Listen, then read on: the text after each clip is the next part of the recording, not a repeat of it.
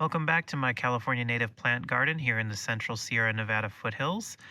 A few weeks ago, I did a video with a plant haul. I purchased about 30 plants from a local nursery, and over the past 3 weeks, I've been slowly getting those in the ground. Today, I plan to get the rest of them in, so I'll invite you to spend the day with me in my garden. We'll plant some plants. I'll show you how I plant those, and then maybe we'll do an overview of everything that we planted so far this year. So let's go. Okay, this will be my first attempt to film some action footage here. There we go. So the way that I plant these California native plants in this extremely idiosyncratic environment that I live in is pretty much based on the guidance from the California Native Plant Society, although it is informed a little bit by my own experience and knowledge. The rule of thumb generally is to dig a hole just big enough for your root ball to go in and no bigger, right? Because these plants are really well adapted to our soil. So you don't need any additional soil amendments. You don't want any additional soil amendments or anything like that. I know I'm breaking that rule here a little bit, but that's because I don't have gopher baskets that are 4 inches. So I'm putting them in a 1-gallon gopher basket. So I need a slightly bigger hole. It'll be fine for these guys. And then you should fill it with water and make sure that the water drains out. And all the water should drain out, I believe, in about 1 hour in order for you to know for sure that the area you're planting in has good enough drainage. I've put in plants in places where, by rights they shouldn't survive, but they do somehow, and they may not be perfectly thriving, but there's, they're doing okay, So for me, my philosophy is put the plant in. It may not be the perfect location. Don't stress yourself out about it too much. If the plant survives, great. If it doesn't, replace it with something that you think maybe would prefer that environment a little bit better than whatever you put in there. We know that hummingbird sage certainly didn't have a problem in this environment because my hummingbird sage has been doing awesome. So there's stuff that will work here if this in particular doesn't work here. So we're going to put this in here this year. If it doesn't work, we'll take it out. To recap more succinctly, dig a hole just big enough for the root ball, fill it with water, see if the water drains, and then once you're sure the water drains, you stick your plant in, fill it up with soil, tamp it down with your foot. You really want to get in there and make sure that all of the air pockets are gone, and then water it in and put a big old rock on the south-facing side, and that will kind of protect the young root ball from the harshest sun and give it the best chance of survival. I break a lot of these rules because I'm lazy, and maybe that's why some of my plants die, but it's what it is. Okay, let's just get these guys in the ground, shall we? Okay, I think what I'm going to do is kind of put this gopher basket in here and then bring the soil level up to where it needs to be. My property has a lot of this pink quartz.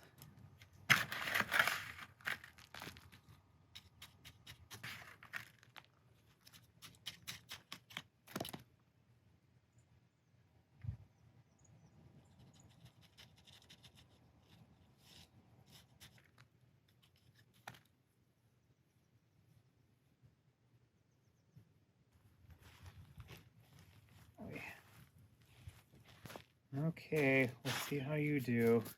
I think for number 2, I'm going to try something a little different and just make a smaller hole just big enough to get the base of this gopher basket in. These milkweed don't look like much right now, but they are dormant and they'll wake up in the spring. The first time I planted milkweed, I bought them and I thought maybe they were completely dead, and of course I was told by the folks selling them that they were just sleeping and they'd wake up and I was a little skeptical, but they did. This is narrow leaf milkweed. It's a lot different from the milkweed I grew up with. I grew up in the Midwest. We had great big broad-leafed milkweed, these big, bold, beautiful flowers. It was a little less flamboyant of a milkweed. I have found that it's best to use a bucket for the soil that you remove. When I first started, I was just putting the soil to the side, but when you do that, somehow it disappears and you wind up with not as much soil as you started with, and then you have trouble getting enough soil to fill the space. Okay, the roots are not very deep on these. I don't think I'm ripping roots out. No, I'm not. They're just really shallow.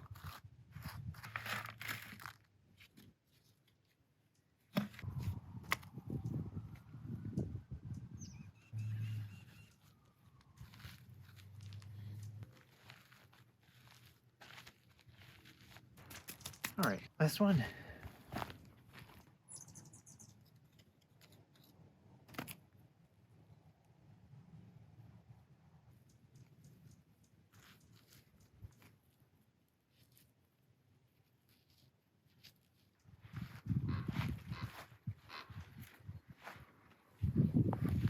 Trying to decide how I want to water.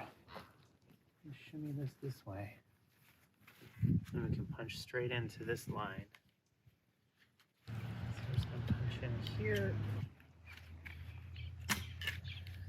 And here. Might be time to buy a new one of these.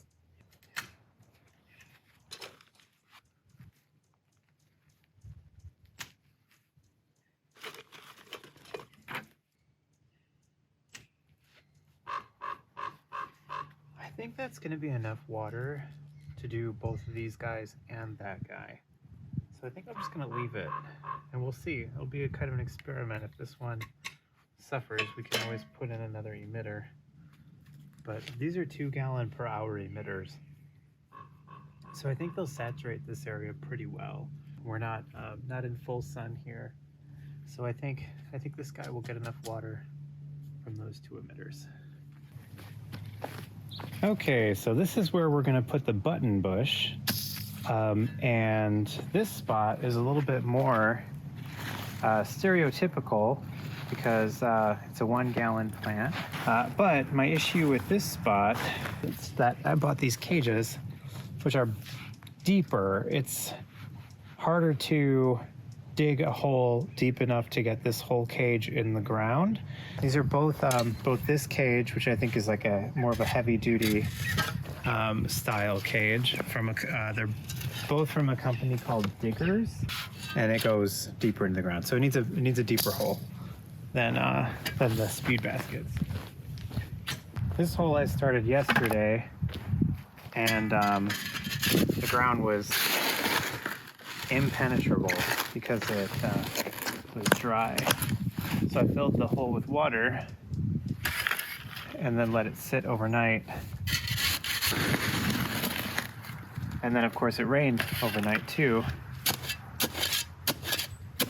First major rain of the season. And fold like this. And I kind of shape them into a circle.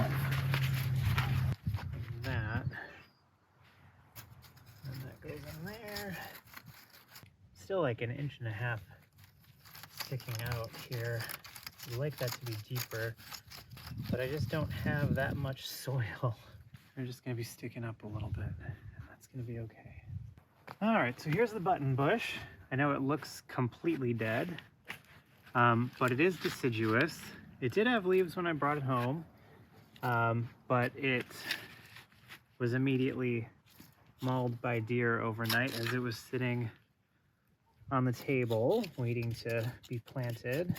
I think it'll be fine because it was just about to drop its leaves for the winter anyway, and it really does need to be fully caged from the deer at least until it's tall enough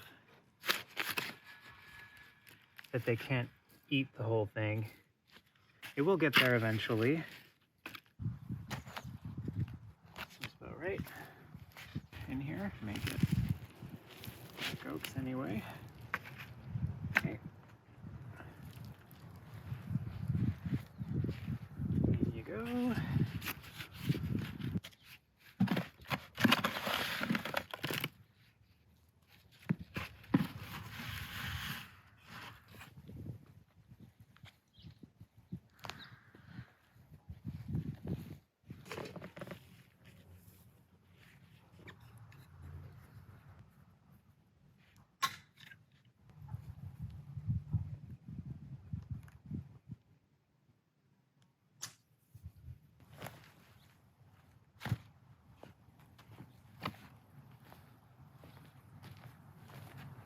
So I have spent the day planting, and at this point I have planted all of the plants except for the one lavender, which we still have to decide what to do with. I like to buy one lavender every year and plant it, and then it dies. So let's do a quick review of what we've done today. First, I'm gonna go show you this sunflower, which is awesome. Check this out. There's still some blooms on the tarweed. It took 3 weeks to put all the plants in. I can only plant on the weekend. I do work full-time and more than full-time. And so I just don't have the kind of time to spend on this that I would like. But check this out. This is a volunteer sunflower. It probably came from bird seed. And one of them probably brought seed over here and dropped it in this spot. And now we've got sunflower. Pretty awesome. Has been eaten by the deer. They've eaten off a lot of the leaves, but that hasn't stopped it from blooming, so that's pretty exciting. And this Rudbeckia has been going strong all year, buried in this deer grass. And it's really pretty. It's making me think I need to do some California coneflower. Maybe I'll get some seed packets and spread some coneflower around the area, because they seem to, I mean, this one at least seems to have survived. If it hadn't been sort of sheltered by the deer grass and the penstemon, I don't know if it would have been eaten, and it's possible that that's why it's the only one. Okay, let's do a quick recap. This whole garden was put in winter of 2023. Now we're headed into winter of 2024, so I did put in a lot of replacements for the plants that didn't make it through the summer. And I also added some plants in areas where we were a little sparse. There's a hummingbird sage to replace the one that didn't make it last year. The other hummingbird sages are doing awesome things right now. They're really happy. I put this Dara's Choice sage in the ground. I looked this up last night. This is actually, yeah, Sonoma sage and black sage. It's a cross between those two. And I've struggled with it for several years, so we're gonna see if it likes this spot better. You can see it gets partial shade. Maybe that will make a difference. We'll see. I don't know. It died up there last year, so we'll see if you like it here. If you remember, I put out the plants on the table there for one night, and some of the plants got nibbled by deer just in that one night. One of them was this yellow-eyed grass. So I've put it inside of the kind of temporary enclosure with the elderberry. It's the only way that it can possibly have a chance, I think. If I were to put it anywhere else, it would be doomed. Right here, I put in the milkweed.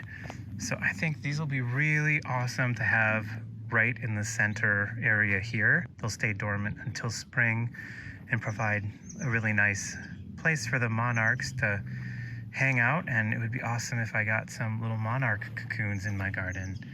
Right here we have the golden currant that we picked up.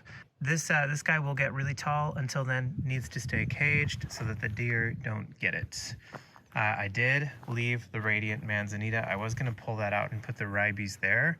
I decided, you know, hey, if it survived 1 year, let's just leave it and see how it does in its second year fight against the deer. This is my Western Columbine. I love Columbine. It's a personal thing. It has virtually no chance of surviving if it were here without a cage. And even if it were here with a cage, it's a very particular kind of environment, I think, that it's looking for, which is one that's very moist and kind of not in the full direct sun. We're really at too low of an elevation here at about 1,700 feet, I think, for it to really thrive. So I'm gonna baby it. I know it's kind of contrary to the whole objective of this garden, which is supposed to be low maintenance, but I just really love these guys. So I put it right here next to my snowberry, which is another plant that has no right to be here. So this is my plants that have no right to be here section. This is one of the purple sage varieties, the Salvia leucophylla.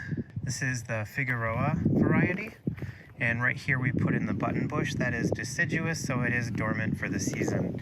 So then kind of coming over here, looking this way, you can kind of see, put in quite a few more things to fill out this area. We still have a spot over here which is kind of sparse. We'll figure that one out, figure that area out at one point, just not right now. Right here, this is Artemisia californica, California sagebrush. Put one of those there. I was gonna put another one right here where the California fuchsia is, and again, just like the radiant manzanita, I decided to leave it. It has survived somehow for one whole year when it has been mauled consistently by the deer. So we're just gonna leave it and see if it makes it. That's another purple sage variety. This is Point Sail, Salvia leucophylla, Point Sail. And over here, oh, look, this toyon, and it's going into its second year, looks really nice. There's our Artemisia tridentata, and then there's another Artemisia californica right next to the woolly sunflower. So we're kind of in Artemisia land. That's an Artemisia, that's an Artemisia, that's an Artemisia, and over there, that's an Artemisia too. Put in the Western azalea there. I don't know about that one. That one is very questionable. I put in the Brandagie sage here. It's not looking the best, but it was a little more mature than I typically like when it was planted, which makes it a little less likely to thrive quickly. It's better to get them a little bit younger. So down here, this is where the other field sedge was. We had one field sedge here, one field sedge there. Took out this field sedge and put in these 3 yarrow. So these are common yarrow. They're the white ones that are very common. I put those in where I pulled out the California field sedge, which was just a monster. Okay, so here is an example of the sedge, the California field sedge, which I pulled out. I did plant them last year intentionally because the nursery was out of deer grass, but the truth is that these guys spread pretty aggressively. This is an example. So it sends out this really woody root, and then it sends up new shoots along the root, and it does that in every direction. This California field sedge would certainly make a beautiful, lush lawn, especially if you had enough water. I was really looking for a bunch grass that would sort of complement what I'm doing here, and not something that would spread and take over the whole area. So unfortunately, this guy had to go. That's the Sierra monkey flower, same variety as the one up at the top of the driveway, way over there. And of course that will get huge. They do die down in the late season, but I think it's a little bit moister here than it is up at the top of the driveway, so maybe this one will stay greener for a larger part of the year. Over here we put in 2 more of the Penstemon GMR white, which is the same variety as this one here. So we'll have 3 of them all kind of grouped together. Love this guy. It continued to bloom pretty much all year, even though we planted it late in June. It really thrived. Up here we have the white sage. Again, I have struggled with white sage, but these ones are on half-gallon per hour drips, so they're going to get less water than the other white sages, and I'm hoping that that was the issue, is that the white sage was typically overwatered. So we'll see how they do. Look at this manzanita. Okay, this is year 2 manzanita. Looking absolutely awesome. And then let's see what else is new over here. Look at how great these sages look. These, of course, are now going on year 2. That's Pozo Blue and Starlight. And then over here we put in the Penstemon spectabilis there. And we put in the Penstemon atonii there. And there's another Penstemon there. That's the Penstemon Catherine de la Mar, I think is the name of it. It's a Penstemon heterophyles hybrid. Oh, these guys like the, got some pollinator action going on.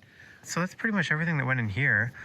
Really filled out this area. I know it doesn't look like much right now, but give it 3, 4, 5 months in the spring, and this place is going to look really nice in year 2 of this garden. So there's actually 25 new plants that went in down here altogether. And then we just have the lavender left to go in, and I think this guy's gonna go probably somewhere over here. Look how great that Brandegee looks. That's a Brandegee sage. So many seed pods this year on my Sacred Datura. And here's the little garden. Lots of non-native plants. Look at this guy. That is a somebody grew that from a cutting that we bought at a farmer's market. It's some sort of an artemisia, some sort of a mugwort, and yeah, it's been wild. I'm thinking maybe I'll try to propagate it, because that thing is really lovely. There's a starlight sage there. There's a rosemary. There's a rue. Up there, that's a chaparral honeysuckle. And then we have 2 of these Mexican sages. The variety is called lipstick. I'm thinking the lavender probably belongs right about there. So we shall see. Thanks for spending the day with me here in my California native plant garden. Hope you find this useful, especially if you, like me, are trying to establish a native plant garden in an area that is, particularly challenging. I've got a lot of deer here, as you can tell. That's my big challenge. And a lot of the rules that apply in Los Angeles and San Francisco just don't work here. So if you find that helpful, hopefully this resource that I'm creating will be useful for you. I'm going to try to do an update at least once a month so you can see the evolution of this native garden, and you can learn the lessons with me. And we're certainly going to make lots of mistakes, but that's how you learn. So yeah, I guess like and subscribe, and I'll see you in December.